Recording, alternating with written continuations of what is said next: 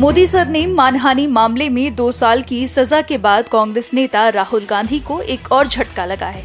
लोकसभा सचिवालय ने उनकी संसद की सदस्यता रद्द कर दी है, जिसकी जानकारी कांग्रेस नेता जयराम रमेश ने ट्वीट कर दी है।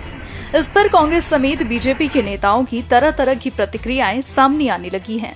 कांग्रेस ने जहां राहुल गांधी की सदस्यता रद्द किए जाने पर सवाल उठाया है, वहीं बीजेपी ने इसे देश हित में लिया गया फैसला बताया है। जाने उनका क्या कहना है। उनको सत्य बोलने के लिए वो राहुल जी को डिस्क्वालीफाई करने के लिए सारे प्रयास किए हैं और सच बोलने वालों को लोकतंत्र के उसूलों के अनुसार और संविधान के तहत और उसकी रक्षा के लिए और जनता के हकूक के लिए लड़ने वालों का मुंह बंद करने के लिए उनको सदन से बाहर डाला गया है।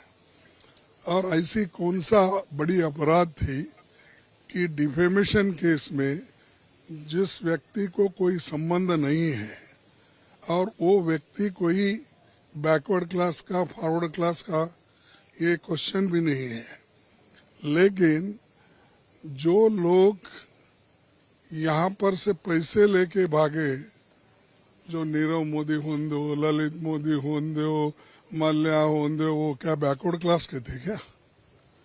तो ये जब ये ऐसा एक परसेप्शन बना रहे हैं कि राहुल जी बैकवर्ड क्लास के खिलाफ बोले और राहुल जी जो सच्चाई देश के सामने रखना चाहते थे और रख रहे हैं वो उनको जच रहा नहीं, तो इसीलिए वो अगर राहुल जी को बाहर डाले तो उनकी समस्या खत्म होती है, ऐसा उनके समझ में आता होगा, लेकिन उनकी समस्या खत्म होने वाले नहीं।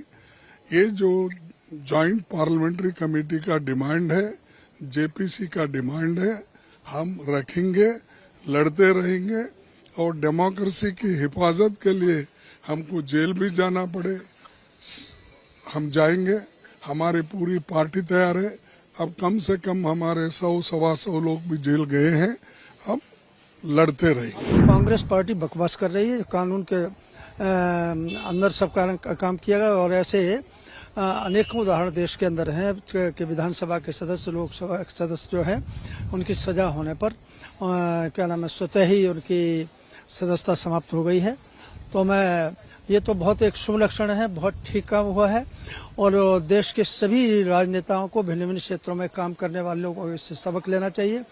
जो असंसदीय और अमर्यादित टिप्पणियाँ करते हैं, अमर्यादित शब्दों का प्रयोग करते हैं, उनके ऊपर इससे अंकुश रहेगा।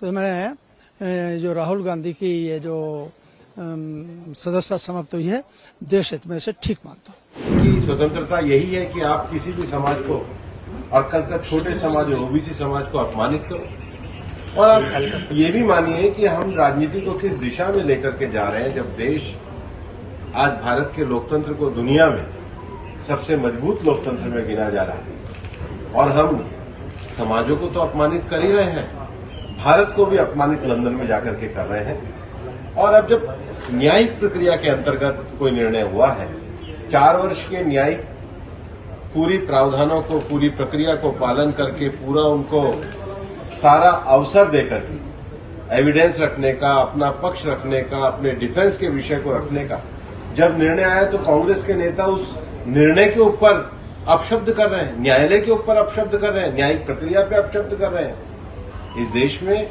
न्यायिक प्रक्रिया के अनुसार शासन चलता है और जो सर्वोच्च न्यायालय ने डिस्क्वालिफिकेशन का जो निर्णय दिया है, उसके अनुरूप जो जैसा अन्य जनप्रतिनिधियों के साथ कार्रवाई हुई है, उचित दिशा में, उसी दिशा में कार्रवाई हुई है। मोदी जी डरते क्यों हैं? हमको तो मालूम था कि मोदी जी राहुल जी की भाषणों को बर्दाश्त नहीं कर पाएंगे। अगर उनका मन साफ होता, अगर हिंडनबर्ग रिपोर्ट में और मोदी और अडानी जी के कोई घपले नहीं होते, तो क्या कोई प्रधानमंत्री अपने इस बात से कभी चर्चा करने से हटता? क्या राजीव गांधी जी पर बोफर्स का आरोप नहीं लगा था? वो बेदाग निकले और बेदाग निकलने के साथ साथ उन्होंने साहस भरा कहा कि हाँ जेपीसी करिए। अरे 7 बार जेपीसी हो चुकी है लोकसभा में, क्यों डरते हैं? कोको कोला के अंदर कैसा उसके क्या क्या है उस तक जेपीसी हुई है। और ये हिंडनबर्ग रिपोर्ट जिसमें कि लाखों लोगों के करोड़ों रुपए डूब गए, 10 लाख करोड़ डूबे हैं लोगों के, बैंकों का पैसा डूब रहा है, उसकी जांच तक नहीं होगी। इतना बड़ा फ्रॉड, इतना बड़ा प्रधानमंत्री जी के निर्देशन में जो कुछ हुआ है उसकी जांच होना चाहिए। कितनों को जेल भेजोगे?